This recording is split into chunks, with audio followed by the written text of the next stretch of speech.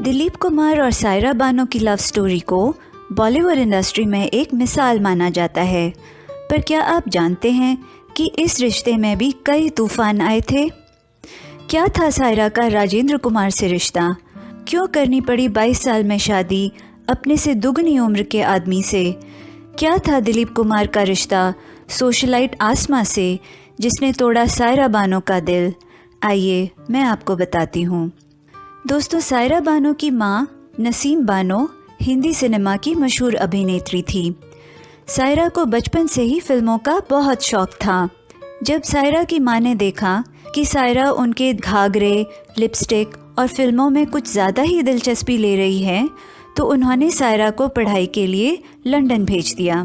London में सायरा ने दिलीप कुमार की एक फिल्म देखी, जिसके बाद वो बन गई दिलीप कुमार की ज़बरदस्त फ़ैन। ये फिल्म थी आन। तब सायरा 8 साल की रही होंगी। दिलीप कुमार का भी सायरा बानो को लेके पहला इम्प्रेशन यही था कि वो एक छोटी बच्ची हैं। दरअसल स्कूल की छुट्टियों में सायरा इंडिया आया करती थी और अपनी माँ के साथ महबूब स्टूडियोज़ की पार्टीज़ में जाया करती थी। इन्हीं पार्टीज़ में उनकी मुलाकात दिलीप कुमार से कई बार हुई थी। जब उनकी माँ को मुगले आज़म के प्रीमियर का न्योता मिला और उन्होंने सायरा को साथ चलने को कहा, तो सायरा का तो खुशी का ठिकाना ही नहीं रहा। सायरा उस वक्त सिर्फ 12 साल की थी। वो पूरे 6 दिन तक इसकी तैयारी करती रही। कभी अपने नाखूनों पे नेल पॉलिश लगाती, कभी बालों में तेल लगाकर शैम्पू करती, कभी बाल संवारती। मानो कि प्रीमियर में दिलीप साहब सिर्फ उन्हें देखने आएंगे और पसंद कर लेंगे। प्रीमियर वाले दिन माँ की भारी ब्रोकेड वाली साड़ी पहनकर बन संवर कर सायरा पहुंची लोकेशन पर। लेकिन अफसोस, दिलीप साहब तो प्रीमियर में आए ही नहीं। इसके बाद सायरा बानो ने फिल्म तो पूरी देखी, पर उनका निराश मन फिल्म में लगा ही नहीं। 1961 में 16 साल की उम्र में सायरा बानो ने बतौर एक्ट्रेस फिल्मों में कदम रखा। फिल्म जंगली के साथ। जंगली ने उन्हें रातों रात बड़ा स्टार बना दिया। इसके बाद उन्होंने कई हिट फिल्में दी। उन्होंने अपने टाइम के कई फेमस हीरोज़ के साथ काम किया, लेकिन उनका सपना तो था दिलीप साहब के साथ फिल्में करने का।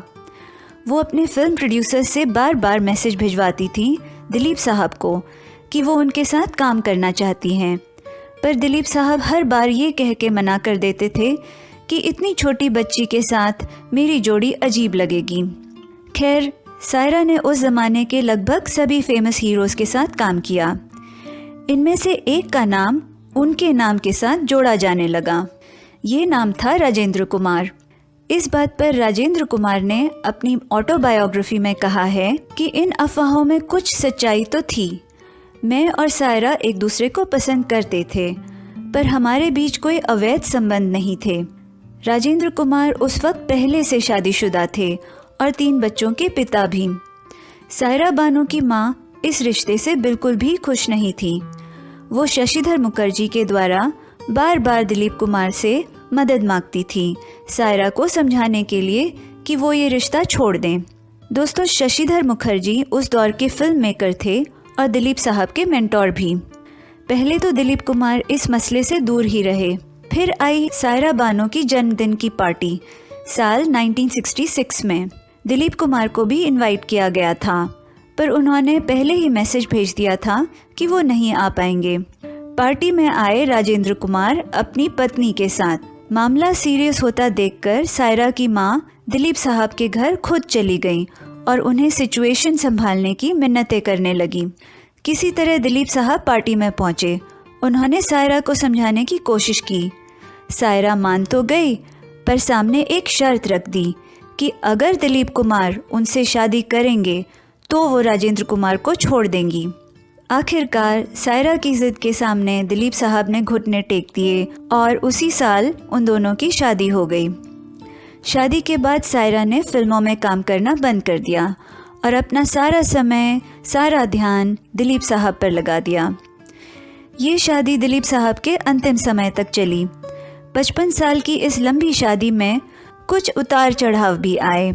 1972 में सायरा प्रेग्नेंट हुई, लेकिन 8वें महीने में उनका गर्भपात हो गया। ऐसा कहा जाता है कि जब दिलीप कुमार को ये खबर मिली तो वो शूटिंग कर रहे थे। खबर सुनकर वो फूट फूट कर रोए। खैर, समय के साथ दोनों ने खुद को संभाला और भगवान की मर्जी मानकर बे औलाद रहना स्वीकार कर लिया। उनकी शादीशुदा ज़िंदगी में एक और तूफ़ान आया जब दिलीप कुमार ने चुपचाप दूसरी शादी कर ली आसमा रहमान के साथ। आसमा एक सोशलाइट थी जो हैदराबाद में रहती थी। आसमा से दिलीप कुमार की मुलाकात हुई हैदराबाद में एक क्रिकेट मैच में। आसमा भी उस वक्त शादीशुदा थी और 3 बच्चों की माँ भी। आसमा ने अपने पहले पति को तलाक देकर 1981 में दिलीप कुमार से शादी कर ली।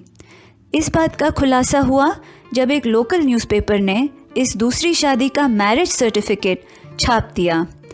सायरा को इस बात से बहुत दुख पहुंचा। उन्होंने कहा, मैं उनकी 2 बीवियों में से एक होने के लिए तैयार नहीं हूँ। जब मैंने पहले ये अफवाहें सुनी थी तब उन्होंने मुझसे कुरान की कसम खा के कहा कि वो सब अफवाहें झूठी हैं। मुझे उनका विश्वास करना ही पड़ा। खैर, मैं इस मामले को कानून तक नहीं ले जाऊंगी। दोस्तों, ये दूसरी शादी सिर्फ 2 साल तक चली। इसके बाद दिलीप कुमार वापस सायरा बानो के पास आ गए। आसमा भी वापस अपने पहले पति के पास चली गई। सायरा ने अंत समय तक दिलीप साहब का ख्याल रखा। 7 जुलाई 2021 को दिलीप साहब चल बसे। उन्हें एडवांस्ड प्रोस्टेट कैंसर था जिसका काफ़ी समय से इलाज चल रहा था। उनके जाने के बाद सायरा बानो ने कहा, मेरे जीने का मकसद ही ख़त्म हो गया है। तो दोस्तों, ये थी कहानी। सायरा बानो अपने टाइम की बेमिसाल हीरोइन थी। नाम, शोहरत सब कुछ छोड़कर 22 साल की कम उम्र में उन्होंने शादी कर ली और पूरी ज़िंदगी दिलीप कुमार के नाम कर दी। दोस्तों, आपको क्या लगता है, सायरा बानो का मूल व्यक्तित्व क्या था, एक एक्ट्रेस का या मिसेस दिलीप कुमार होने का? कमेंट करके मुझे ज़रूर बताएं। अपनी फेवरेट सेलिब्रिटीज़ की ऐसी ही और कहानियाँ सुनने के लिए सब्सक्राइब करें मेरा चैनल और बेल आइकन प्रेस करना ना भूलें। फिर मिलते हैं अगले वीडियो में। नमस्कार।